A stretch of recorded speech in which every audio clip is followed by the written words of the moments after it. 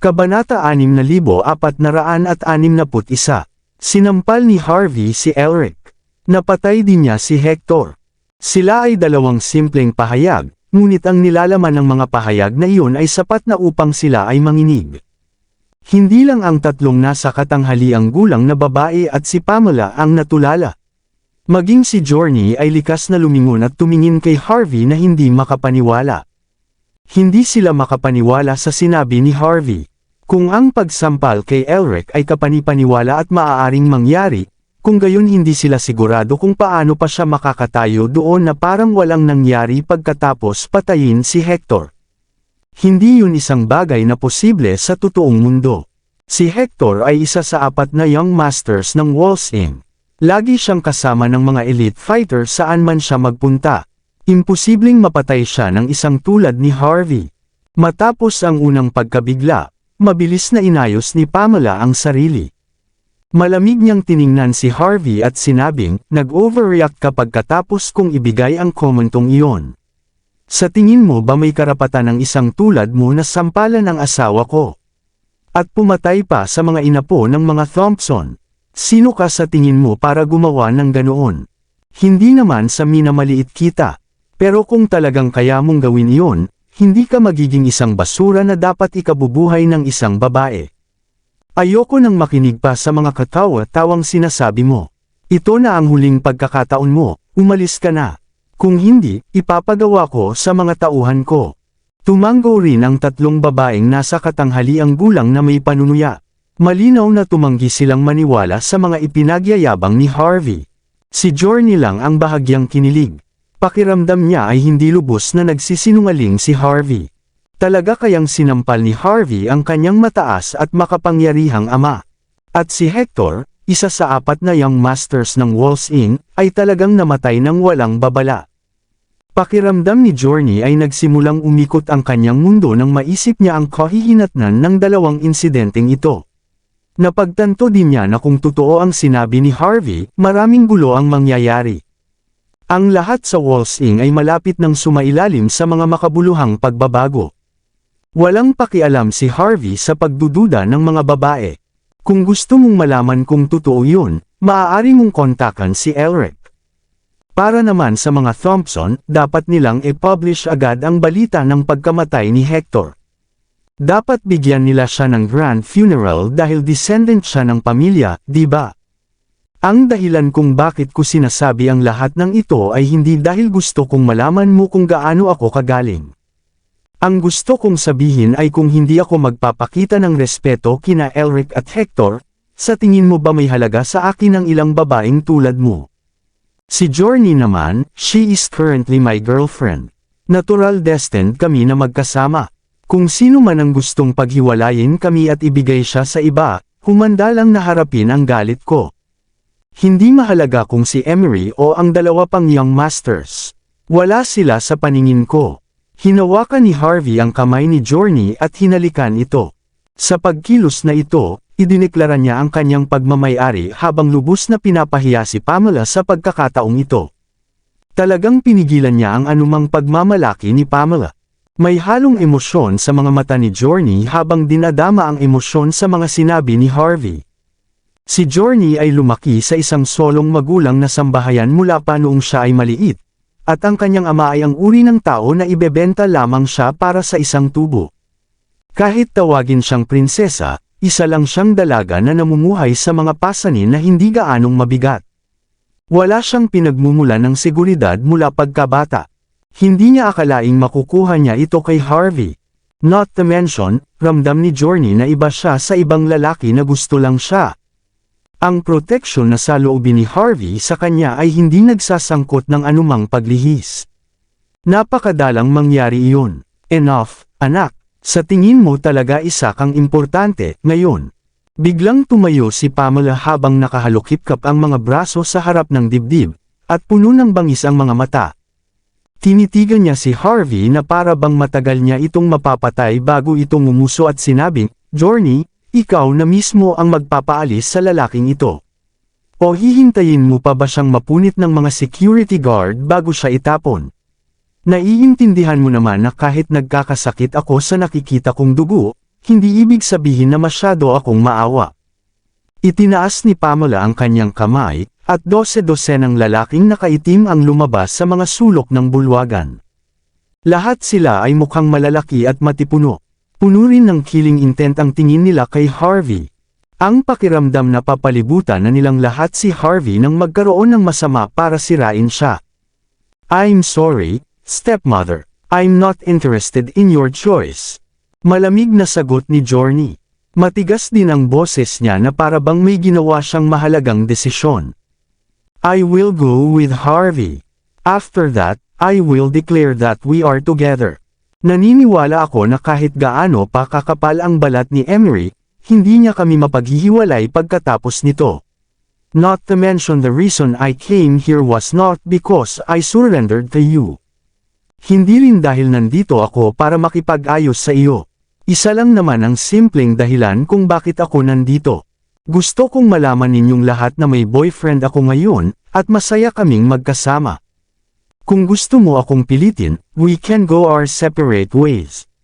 Kung hindi ako mapipilit ng tatay ko, hindi mo rin ako mapipilit. Pagkatapos, kumuha si Journey ng isang tasa mula sa mesa at binasag ito sa lupa. Nagkaroon ng malakas na kalansing habang ang tasa ay nabasag, na nagpapadala ng shockwave sa puso ng mga nakarinig nito. Mas gugustuhin niyang mamatay sa paa kaysa mabuhay sa tuhod. Gulat na tinignan ni Pamela si Journey na para bang bagong tao ang kanyang nakikita. Hindi niya inaasahan na ang kanyang anak-anakan, na karaniwang tinatanggap lang ang lahat ng dumating sa kanya, ay magpapakita ng ganoong determinasyon. Nang sumagi sa isip niya ang pag-iisip na iyon ay tumingin siya kay Harvey ng matalim na tingin. Obviously, naniniwala siya na dahil kay Harvey kaya naging ganito si Journey. Sa madaling salita, nararapat na mamatay si Harvey. I don't think we need to waste any more time here, Journey. Let's go, sabi ni Harvey nang maramdaman ang pagbabago ng emosyon ni Journey. Alam niyang kung magtatagal pa sila rito, hihimatayin si Journey anumang sandali. Akmang aalis na si Harvey kasama si Journey, nang biglang nagdilim ang ekspresyon ni Pamela. Humihingi ka na ba ng permiso sa akin na umalis, Journey? Maaaring hindi ako ang iyong biological mother, ngunit ako pa rin ang ina ng pamilyang ito. Sa tingin mo ba ay makakaalis ka ng walang pahintulot ko? Itinaas ni Pamela ang kanyang kamay, at 12-dosenang lalaking nakaitim ang agad na humarang sa dinadaanan nina Harvey at Journey. Tumingin si Harvey sa mga lalaki at mahinahong sinabi, Mrs. Stanton, dahil stepmother ka ng girlfriend ko, may oras ka pa para tumigil. Kung sino pa, sinampal ko na sila. Ano sa tingin mo? Hamalakhak ang medyo may edad na babae at hindi naniwala kay Harvey. Napatingin silang lahat kay Harvey na para bang nakatingin sila sa pinakatangang tao na nakita nila. Pinikit ni Pamela ang kanyang mga mata habang nakatingin kay Harvey at mapait na sinabi. Akala mo ba hindi ako mangangahas na hawakan ka dahil lang sa nakatira tayo sa isang bansang pinamumunuan ng batas? Kalmadong sagot ni Harvey, may pakialam ba sa batas ang isang tulad mo? Siyempre, magagawa mo ang lahat ng gusto mo sa akin, ngunit kailangan mong isaalang-alang kung maaari mong tanggapin ang mga kahihinatnan ng iyong mga aksyon. Huwag mong sabihing hindi kita binalaan kung wala ka nang maililibing sa huli. Napangisi si Pamela. You fool. You deserve a little credit for sticking to your guns even in a situation like this. But you should also reconsider whatever you do. Gusto mo bang manatili kay Journey sa iyong hitsura at kakayahan? Natatakot ako na wala kang karapatang gawin iyon. Pagkatapos, lumingon si Pamela kay Journey at malamig na sinabi. Naiintindihan mo kung anong klaseng tao ako. Ako ang tipo ng tao na gagawin ang sinasabi ko. Dahil ilang taon na kitang tinuruan at kamag-anak mo ako, bibigyan kita ng pagkakataong bawiin ang lahat ng sinabi mo ngayon. Naiintindihan mo ang kahihinatnan ng pagtanggi sa akin ng paulit-ulit. Ang isang babae minsan ay medyo mahirap makuha. Ngunit kung hindi mo alam kung kailan titigil, hindi mo matatanggap ang mga resulta. Bago pa man makapagsalita si Journey, mahinahong sinabi ni Harvey. Paulit-ulit mong inuulit ang bagay na iyon. Hindi ka ba nakakasawa? Kung ako sa'yo, manahimik na ako ngayon para hindi masyadong nakakahiya sa akin mamaya. Kung hindi, hindi mo matatanggap ang kahihinatnan ng pagkagalit sa akin. Tinatakot mo ba ako? Bakas sa mukha ni Pamela ang hindi makapaniwala. Sino ka sa tingin mo para takutin ako ng ganyan? Ang tanging dahilan kung bakit hindi kita pinansin ay dahil ang pagpatay sa mga kulisap na tulad mo ay walang kabutihan sa akin at isang pag-aaksaya ng aking oras. But you keep provoking and pressuring me. Do you really think I won't kill you? Do you really think that you are invincible? Kung hindi ka aalis ngayon, wala akong pakialam na ipakita sa iyo ang galit ng mga social elite. Nanlamig lang ang mga mata ni Pamela nang sabihin niya iyon. Obviously, halos kumukulo na siya. I'm sorry, but being hard to kill is my specialty, nakangiting sabi ni Harvey. Bukod dyan, alam ko rin na madali ka nang mamatay at may kalunos-lunos na kapalaran. Ang isang tulad mo ay hindi mabubuhay sa loob ng 40 taon. Ibig sabihin, nabubuhay ka sa hiram na oras. So, bakit ka pa nanggugulo kung malapit ka nang mamatay? Hindi ba dapat ituon mo ang iyong pagsisikap sa paghahanap ng pinakamagandang lugar para ilibing ka? Kung ituturing mo ng kaunti si Journey, baka dalhan ka niya ng dagdag na bouquet sa susunod na taon. Hindi ba totoo yun? Nag-iba ang ekspresyon ni Pamela nang marinig ang sinabi ni Harvey. Dahil ang sinabi ni Harvey ay ang parehong payo na minsang inihatid ng isang manghuhula sa isang sinaunang templo. Ang manghuhula ay sinasabing isang pari na nabuhay ng 100 taon. Nang makita ng manghuhula ang kapalaran ni Pamela sa pamamagitan ng mga baraha, napalitan ng pagkagulat ang kanyang ekspresyon. Nang maglaon, sinabi niya na si Pamela ay nagkaroon ng isang kalunos-lunos na kapalaran at hindi na siya mabubuhay upang makita ang kanyang ika-40 na kaarawan. Noong bata pa si Pamela, akala niya lahat ng sinabi ng manghuhula ay kalokohan. Ngunit dahan-dahan at tiyak, lahat ng sinabi ng manghuhula tungkol sa kanyang kapalaran ay nagkatotoo. Gayunpaman, likas na nakalimutan ni Pamela ang tungkol sa kanyang nalalapit na kamatayan dahil sa kanyang takot sa kamatayan. Nang sabihin ito sa kanya ni Harvey, umasim agad ang ekspresyon nito. Sino ka? Paano mo nalaman ang tungkol dito? Tanong ni Pamela na may pagtataka. Nakakuha ka ba ng impormasyon tungkol sa akin bago pumunta dito? Sinulyapan ni Harvey si Pamela at walang sinabing. Bakit hindi mo tingnan ang sarili mo sa salamin? Do you really think you are someone worthy of my time and effort? Not to mention I can tell from your face alone na may mangyayaring trahedya. Masasabi ng sinumang may karanasang manghuhula sa isang tingin lang. Nakaka-espesyal ba ako kung makikita ko ito? Ang sabi, mas nakikita ko ng kaunti kaysa sa iba. Nagsumikap ka para baguhin ang iyong kapalaran. Hindi ka lang pumunta sa bansa T at naghanap ng banal na anteng-antang, kundi nagpunta ka rin sa Mount Lynx at humingi ng tunay na pagong na talisman, tama ba? Gayunpaman, ang paunang natukoy na tadhana ay hindi madaling baguhin. Ang lahat ng bagay na iyong hinahangad ay hindi makapagliligtas sa iyong buhay. Sa pinakamataas, magagawa nilang sugpuin ang masamang enerhiya sa paligid mo para magmukha kang normal na tao. Pero pagdating ng panahon, mamamatay ka pa rin. Kapag dumating ang oras na iyon, walang maglilinis ng iyong kalat kundi si Journey.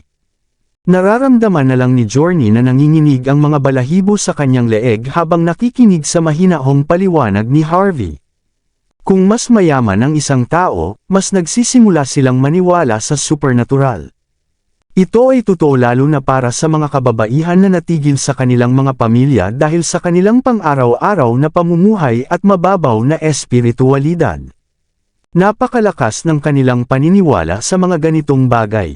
Si Pamela ay palaging interesado sa mga supernatural na bagay at gumastos ng maraming pera para sa mga ito. Alam din ito ni Journey, ngunit iniisip niya na baka dahil iyon sa interes ni Pamela. Hindi niya inaasahan na may ganoong kalaking sikreto sa likod ng kanyang pagkahumaling. Bukod sa gulat na gulat ay wala siyang ibang komento tungkol dito. Nang muling tingnan ni Journey si Pamela, bakas sa mga mata nito ang awa. Kung nangyari ang lahat gaya ng sinabi ni Harvey at mamamatay si Pamela kapag siya ay 40, Kung gayon siya ay talagang nabuhay ng maikling panahon. Siguro ay talagang humanga si Pamela. Mas naging seryoso ang paraan ng pagtingin niya kay Harvey. Pinag-aralan niya sandali si Harvey bago sinabing, kung masasabi mo ang lahat ng iyan, ibig sabihin ay mayroon kang ilang mga kasanayan. Ngunit, kahit nasanay ka sa panghuhula tulad niyan, hindi ka papayagan ng pamilya namin na manatili kay Journey, kaya dapat kalimutan mo na iyon. Huwag mong isipin na matatakot mo ako niyan. Threatening you. I'm not interested, casual na sagot ni Harvey. Ang gusto kong sabihin sa iyo ay 3 araw bago ka mamatay, mararamdaman mo ang sakit sa buong katawan mo habang nawawalan ka ng lakas.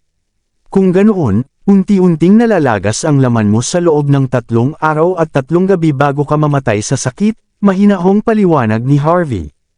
Kung ako sa iyo, pipiliin kong magpakamatay bago mangyari iyon. Maraming salamat sa lahat ng sumusubaybay. Please subscribe and follow my YouTube and Facebook channel, Filipino Novel. Maraming salamat po. Kabanata 6465. Anong kalokohan? Nang marinig ni Pamela ang sinabi ni Harvey, napalitan ng takot ang kanyang ekspresyon. Pero hindi nagtagal, ngumiti na naman siya ng malamig. Sa tingin mo matatakot mo lang ako. Hindi mangyayari ang sinabi mo. Kahit na mangyari iyon, hindi ako basta-basta susuko sa iyo. At saka, hiniling ko kay Master Surrey mula sa Hong Kong na tulungan akong malutas ito. Si Master Surrey ay isang dalubhasa sa sining ng geomancy at ginamit ang kanyang natatanging kakayahan upang palawigan ang buhay ng pinakamahalagang tao sa Hong Kong. Kung kaya niyang pahabain ang buhay ng ibang tao, pwede rin niyang pahabain ang buhay ko. Hindi mo kailangang mag-alala tungkol dito. Siguro ang nalalapit na pagdating ni John ay nagbigay ng kaunting kumpiyansa kay Pamela. Malamig siyang ngumiti at sinabing, anyway, I believe we should talk about you and my daughter. I don't care if you are his real girlfriend or not, but you have to understand that your interference has brought danger to someone other than yourself. Ang iyong pamilya, ang iyong mga kaibigan, lahat sila ay mamamatay sa kamangmangan dahil sa iyo. Ito ay hindi isang walang laman na banta, at ito ay mangyayari ng walang pag-aalinlangan. Mas mabuting mag-isip ka ng 2 beses. Lumingon si Harvey at pinanangkitan si Pamela. Ginagalit mo ba ako? O sa tingin mo, susuko ako dahil lang sa bina-blackmail mo ako gamit ang pamilya at mga kaibigan ko? I'm not making you angry. I'm not threatening you. I'm just stating a fact. Paliwanag ni Pamela habang nakahalukip-kap ang mga braso sa dibdib na nakatingin kay Harvey. Pinapaliwanag ko lang kung ano ang mangyayari kung patuloy kang magiging bahagi nito. Huwag mong sisihin ang iba kapag nasa bingit ka ng kamatayan at sabihing walang nagbabala sa iyo tungkol sa mga mangyayari. Tingnan natin, kung pinagsisisihan mo ang desisyon mo ngayon, at sampalan mo ang sarili mo ng 10 beses at yumuko ka sa paanan ko. Siguro mapag-iisipan kung iligtas ka. Oh, I see. Tumango si Harvey. Pipili akong manampal. Bago pa makapag-react si Pamela ay sinampal na ni Harvey si Pamela sa mukha. Isang malakas na sampal ang narinig at saglit na nagdilim ang paningin ni Pamela.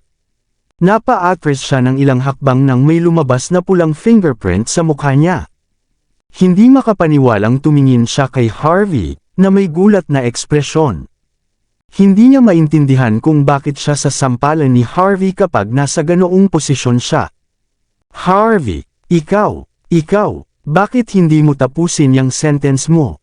Masyado bang malumanay? Magpapalit ako ng damit. Ngumiti si Harvey bago lumapit kay Pamela at binigyan ulit ito ng isa pang sampal. Sapat na ba iyon? Ito ba ang tamang pose? Masarap ba? Tanong ni Harvey bago sinampal si Pamela. Paulit-ulit niya itong ginagawa. Bago pa man mag-react ang iba ay sinampal na niya ng 10 beses si Pamela hanggang sa namula at nabugbog ang mukha nito. Gulat at galit lang ang nakasulat sa mukha niya. Napanganga ang 3 babaeng nasa katanghaliang gulang na nakabuka ang bibig. Akala nila nagkamali sila at hindi nila naintindihan ang sitwasyon nang makita nila ang nangyari. Dahil walang maglalakas loob na tretuhin sila ng ganoon sa kanilang kaalaman. Maya-maya, sa wakas ay nakabawi na si Pamela. Tinakpan niya ang mukha niya at tinuro si Harvey. Patayin siya. Agad namang sumugod kay Harvey ang Men in Black na hindi nakareact sa oras matapos silang utusan ni Pamela. Dahil na disgrasya ang kanilang amo, walang paraan na hindi mamatay si Harvey. Walang respetong tinignan ni Harvey ang security guard na tinawag niya. Pinalipad niya sila ng may sampal. Wala pang 10 segundo, ang mga taong nakaitim na sumugod sa kanya ay bumagsak lahat sa sahig. Wala na silang lakas o tapang na harapin ito. Paano ito posible? Nagulat ang lahat ng naroon. Ito ang unang pagkakataon nilang makakita ng taong naglakas loob na kumilos ng walang takot sa harap ni Pamela. Ang pinakamasamang bahagi, napakahusay ng lalaking iyon. Ikaw, panimulan ni Pamela. Nang makita niyang na-knock-out ang lahat ng kanyang mga bantay, nanlamig ang kanyang mukha. Sa sumunod na segundo, mabilis siyang naglabas ng silver tube sa kanyang bag. May pattern ng pabo reel sa tubo. Ito ay isang royal flush. Si Journey ay isang taong medyo may karanasan. Nang mapagtanto niya kung ano iyon, hindi niya napigilan ang sarili at napasigaw siya ng, "Harvey!" Yan! Bago pa matapos si Journey, mahinahong ibinato ni Harvey ang isang bagay mula sa kanyang mga daliri. May umugang, at ang toothpick na kinuha niya sa kung saan ay dirdiretsyong binaril kay Pamela at tumama sa kanang braso nito. Naramdaman ni Pamela na namamanhid ang kanang kamay niya saglit. Nahulog ang royal flush mula sa kanyang kamay at bumagsak mismo sa sahig. Agad na nahulog ang royal flush. Isang daloy ng asul na liwanag ang dumampi sa kanyang pisngi at nagkataon na naputol ang kanyang palawit. Ang asul na sandata ay tumama sa kahoy na divider ng kwarto sa likuran niya. Ang ibabaw ng harang ay agad na naagnas ng lason at isang hindi maipaliwanag na amoy ay nagsimulang kumalat sa buong silid. Lahat sila ay hindi maiwasang makaramdam ng paninindig ng balahibo sa buong katawan. Kung may nangyaring ganyan sa isang tao, walang paraan na makakaligtas siya. Naiinis na wika ni Harvey habang nakatingin kay Pamela. Tulad ng inaasahan sa isang tao mula sa pamilya Thompson. Kayong lahat ay gumagamit ng pare-parehong brutal na armas. Not to mention, mas mabangis ka pa kay Hector. At least hindi siya gagamit ng highly toxic poison. But then again, kahit gaano kalakas ang isang bagay, depende lahat sa taong gumagamit nito.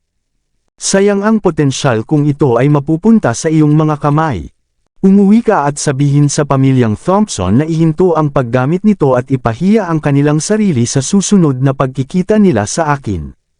At pagkatapos, hindi na nakapag-aksaya pa ng hininga si Harvey kay Pamela dahil tuluyan na itong nalata. Sa halip, hinawakan niya ang kamay ni Journey at kinaladkad ito habang nananatiling mapotla ang mukha nito. Oh, tama. Biglang lumingon si Harvey at tumingin kay Pamela nang papalabas na sila ni Journey sa hall. Mula ngayon, may karapatan na si Journey na gumawa ng sarili niyang desisyon. Papatayin ko ang sinumang nananakot sa kanya. Maaari mong subukan ito kung hindi ka naniniwala sa akin. At pagkatapos, nawala sina Harvey at Journey sa likod ng pinto. Stupid! Idiot! Stupid! Sigaw ni Pamela. Nang talagang wala na si Harvey ay nang ahas siyang tumayo at isumpa siya.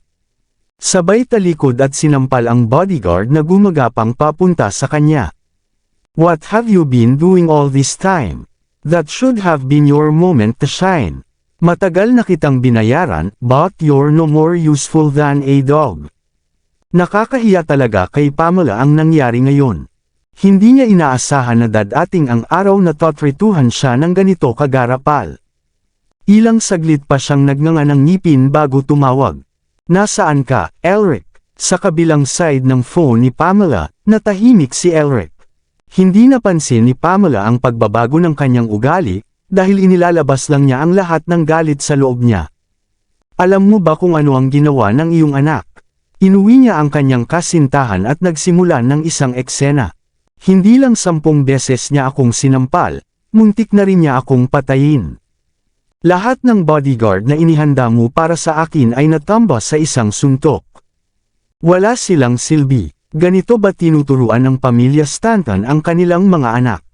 Sinasabi ko sa iyo, kung hindi mo ako susuportahan sa pagkakataong ito, hindi pa ito tapos. Sa galit, parang may naalala si Pamela.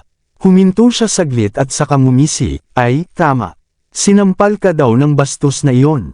Paano nangyari ang ganoon? Hindi ko mapigil ang matawa sa mga masasamang biro niya.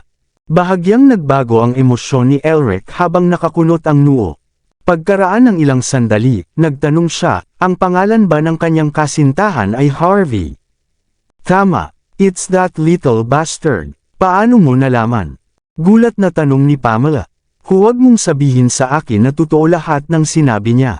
Walang pakialam na sagot ni Elric, nagkita na kami ni Harvey. Hindi lang niya tinanggihan ang hiling ko, sinampal pa niya ako. Well, may ipaalala ako sa iyo. Ang kanyang kasalukuyang pagkakakilanlan ay ang chairman pa rin ng Country H Commercial Group. Kung tumanggi siyang magbitiw, ang halaga ng kanyang pagkakakilanlan ay mas mataas kaysa sa iyo at sa akin. Natigilan ang ekspresyon ng mukha ni Pamela at ng iba nang marinig nila ang sinabi ni Elric, na puno ng hindi makapaniwala ang mga mukha nila. Bukod sa pagsampal kay Elric, nakakatakot din ang pagkakakilanlan ni Harvey bilang susunod na chairman. Pinatunayan nito kung gaano kalakas si Harvey, lalo na noong pinahiya si Elric noong siya pa ang kasalukuyang chairman. Nahirapan silang paniwalaan ang lahat ng ito. Paano ang kasalukuyang chairman ng Country H Commercial Group ay posibleng matalo ng husto kapag kaharap ang isang mahinang binata? Kung hindi lang si Elric mismo ang umamin, hindi talaga maniniwala si Pamela. Ano ang espesyal sa batang iyon? Ungol ni Pamela pagkatapos ng sandaling katahimikan. Bakit hindi mo tanungin ang mga Thompson? Malalaman mo mamaya. Sabi ni Elric bago ibinaba ang tawag. Itatanong ko sa pamilya ko. Kinilig si Pamela nang tumigas ang ekspresyon ng mukha niya. May iba kayang binanggit si Harvey na totoo din. Magdadial na sana ng ibang numero si Pamela nang mag-vibrate ang phone niya. Nang makita ang numerong nakadisplay sa screen, likas niyang kinuha ito at nagtanong, paano ka nakahanap ng oras para tawagan ako? Medyo madilim ang tunog ng nasa kabilang dulo. Greetings, Mrs. Pamela. This is a verbal communication from the family. 3 araw pa at magtatapos sa linggong pagluluksa ni Mr. Hector. Mangyaring maging available ang iyong sarili. Dahil insulto ito sa ating pamilya, dapat manatiling confidential ang lahat. Huwag mong i-leak ito. Bago pa makapagtanong si Pamela ay ibinaba na ang telepono sa kabilang linya. Naramdaman na lang ni Pamela na nanginginig ang buong katawan niya nang bumagsak siya sa sahig. Hector, ina po ng Thompson, isa sa 4 na young master ng Walsing. Ito ang kanyang linggo ng pagluluksa. Nanginginig na napaupo si Pamela sa sahig.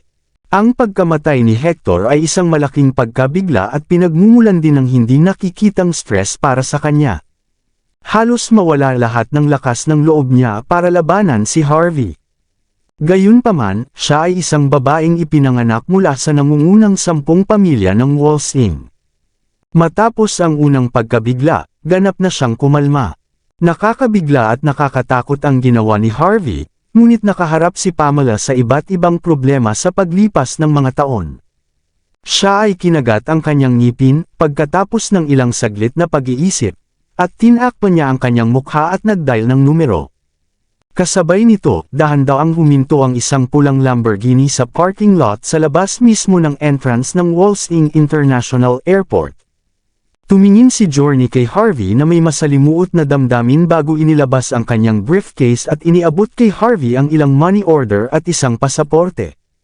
Sinulyapan ni Harvey ang money order at passport ngunit hindi ito kinuha. Anong ginagawa mo? Ang mga money order na ito ay nagkakahalaga ng $1.5 milyong. Maaari mong i-cash ang mga ito sa alinmang bangko sa mundo, at wala silang pangalan sa kanila. Para sa passport, ito ang inihanda kong pagkakakilanlan para sa iyo. Magagamit mo ito para sa VIP line sa lalong madaling panahon at umalis sa Walsing sakay ng eroplano. Pwede ka pang bumiyahe sa ibang bansa. Walang makakasubaybay sa iyo anumang oras sa lalong madaling panahon. Ito ang pinakamaliit na magagawa ko para sa iyo. Naglabas ng passport si Harvey at tinignan ito. You even have the right photos. Mukhang matagal mo na akong pinaplano na maging fake boyfriend mo, di ba, princess? At alam mo rin namang magkakaaway ako sa madrasta mo, kaya naghanda ka na ba ng backup plan para sa akin? Pinikit ni Journey ang kanyang mga mata at dahan daw ang sinabi, hindi ko alam na makipag-away ka pala ng madrasta ko. Pero alam kong sa oras na maiuwi kita bilang peking boyfriend ko, gagawin niya ang lahat para mailabas ang galit niya sa iyo. Not to mention, nasaktan mo siya ng husto ngayon. Hindi ko alam kung pinatay mo talaga si Hector, pero hindi naman siya nakakatakot na tao sa akin. Gayunpaman, ang taong sasabihin sa akin ng aking ina ay isang tunay na nakakatakot na tao. Napangiti si Harvey, ang pinuno ng 4 na Young Masters ng Walls Inc. Ang numero 1 ina po ng Walls Inc., si Emery Wright. Tama, tumango si Journey. I don't like him, but even I have to admit that the power and people he has are far beyond what you can imagine. Especially when he managed to reach his position when he was born in a family like the top of the top 10 Walls Inc. families. Alam kong nasa iyo ang iyong lakas at ang iyong mga tao rin, ngunit ang lahat ng iyon ay magiging walang silbi sa kanyang harapan kahit na iyon ay iyong pagmamalaki at kagalakan. Hindi ko rin mapoprotektahan ang sarili ko ngayon. Hindi kita kayang protektahan kahit gusto ko. Kaya nga gusto kong umalis ka sa lalong madaling panahon. At least, hindi na ako mag-aalala sa iyo. May panghihinayang sa mga mata ni Journey nang sabihin niya ang mga katagang iyon. Nang hinayang siya sa katotohanang kinaladkad niya si Harvey sa problemang ito. Ang lahat ng nangyari sa ngayon ay nagpakita na ang mga bagay ay nawala sa kontrol. Hindi niya maisip kung ano ang gagawin ni Pamela matapos masampal ng 10 beses. Medyo nahihiya ako na ang isang magandang babae na tulad mo ay nag-aalala sa akin. Nakangiting sabi ni Harvey habang ibinalik ang passport sa briefcase ni Journey. There's something I have to tell you. I'm not afraid of Pamela if I have the guts to hit her. Kung hihilingin mo sa akin na umalis ng ganito. Una, minamaliit mo ako. Pangalawa, walang silbi ito. Kung gaano kalakas si Emery, hindi siya nakakatakot, nakangiting sabi ni Harvey. Hindi niya kailanman itinuring na seryosong banta ang nangungunang inapo ng Walls Inc. Iilan lamang ang mga tao sa mundong ito na maaaring makapukaw ng kanyang interes at magseryoso sa kanya. Harvey, how could you be so? Gustong sabihin ni Journey na walang utang na loob si Harvey, pero nang maalala niya na siya ang naging dahilan kung bakit napunta si Harvey sa ganitong sitwasyon noong una, wala na siyang ibang masabi. Harvey then said, huwag na nating pag-usapan ito. Bakit hindi mo sabihin sa akin ang nangyari sa pagitan niyo ni Emery? Kung maipapaliwanag mo sa akin, siguro sapat na ang pagkakaintindi ko para makahanap ng paraan para matulungan ka. Siyempre, hindi mo kailangang sabihin sa akin kung mayroon kang anumang pagtutol. Napaisip si Journey at napakagatlabi. Tapos, sabi niya, walang dapat ipag-alala tungkol dito. Kung titingnan natin ang ugat ng problema, ito rin ay may kinalaman sa iyo. May kinalaman ba sa akin? Medyo nagulat si Harvey sa ngumiti. Ang susunod na chairman ng Country H Commercial Group. Tumango si Journey. Tama, bagamat ang komersyal na grupo ay nabuo sa simula bilang isang maluwag na alyansa sa negosyo, ang halaga ng kapital at impluwensya na mayroon ito ay medyo pambihira pagkatapos ng maraming taon ng trabaho. Gayunpaman, noong unang nabuo ang grupong ito, hindi ito naitatag sa paraang maaaring magkaroon ng ganap na kontrol ang isang pamilya sa grupong ito. Kaya ang aking ama ay nag-aatubili na tanggapin ito noong siya ay nasa bingit ng pagre-retiro at nais na ipagpatuloy ang pamamahala sa komersyal na grupo. At the same time, napansin din ni Emery ang impluwensya ng Country H Commercial Group. Habang nag-iisip silang dalawa, gusto ng tatay ko na ibigay kay Emery ang chairman position. Gayunpaman, walang nag-iisip na may aksidenteng mangyayari sa botohan at ikaw ang susunod na chairman. Lubos nitong sinira ang mga plano na pinagsama ng aking ama at ni Emery. Kaya naman gumawa ng ibang plano ang tatay ko. Ang unang hakbang ay gawin si Emery na kanyang manugang. Sa ganoong paraan, makakakuha siya ng sapat na boto para kay Emery sa pamamagitan ng kapangyarihan at mga pukana. The second step is to maintain control of the commercial group through Emery, so magre-retiro na siya pero mananatili siya sa poder. Gayunpaman, may dalawang kinakailangan para mangyari ito. Una, dapat kaming ikasal ni Emery. Pangalawa, puno ng halo-halong emosyon ang mukha ni Journey nang tumigil siya. Pangalawa, kailangan kong umatras. Sa madaling salita, ako ang pinakamalaking hadlang nila. Ngumiti ng mahina si Harvey. So, kahit anong tingin ko, parte na ako ng problema. Ang pinagkaiba lang ay kung gaano ako kalalim dito. Ang pagpatay sa akin siguro ang gusto ng tatay mo at ni Emery ngayon, di ba? I guess pwede rin nating isali ang stepmother mo. Napabuntong hininga si Journey. Totoo naman. Pero Harvey, kasali rin ako sa planong ito. Bilang anak ng pamilya Stanton, hindi ako magkakaroon ng pagkakataong makatakas. Ikaw ay isang tagalabas. Kung handa kang sumuko, sa iyo ang mundo. Nakangiting sabi ni Harvey, unang-una, hindi ako isang taong mahilig sumuko. Pangalawa, kahit pumayag ako, hindi nila ako bibigyan ng pagkakataon. Ang mga patay ay hindi nagkukwento, hindi ba? Kabanata 6470. Ano? Medyo nagulat si Journey matapos makinig kay Harvey. Itinaas ni Harvey ang kamay at sinenyasan si Journey na lumingon. Pagkatapos ay nakita niya ang ilang itim na van na nakaparada hindi kalayuan sa Lamborghini ni Journey. Ang lahat ng mga van ay may ganap na tinted na mga bintana. Hindi niya makita kung gaano karaming tao ang nasa loob. Kasabay nito, ang plate number ng kotse ay natatakpan din ng isang itim na takip. Marami nang maipaliwanag ang kanilang kawalang galang. Ano ang dapat nating gawin ngayon? Kusang tanong ni Journey kay Harvey. Kung tutusin, dalaga pa siya. Natakot siya nang makita ang nangyari. Simple, may alam ka bang duty-free na tindahan sa airport? Nakangiting sabi ni Harvey. Tara mamili tayo. Babayaran ko lahat ng gastusin mo sa pamimili ngayon. Pagkatapos, lumabas si Harvey sa passenger seat bago naglakad papunta sa driver's side at binuksan ang pinto. Pagkatapos ay iniunat niya ang kanyang kamay patungo kay Journey. Medyo nagulat si Journey noong una pero tinanggap pa rin niya ang nakalahad na kamay ni Harvey na may kaunting kahihiyan. Napatingin tuloy si Harvey sa van sa likod niya na may bastos na tingin habang hawak ang kamay ni Journey bago naglakad na magkahawak kamay papasok sa duty-free shop ng airport. Biglang bumusina ng malakas ang van. Sa loob ng van ay may isang lalaking may crew cut at may nakakatakot na ekspresyon sa mukha. Isa siya sa mga kanang kamay ni Emery at isa sa mga crime lords ng Walls Inc., si Janos.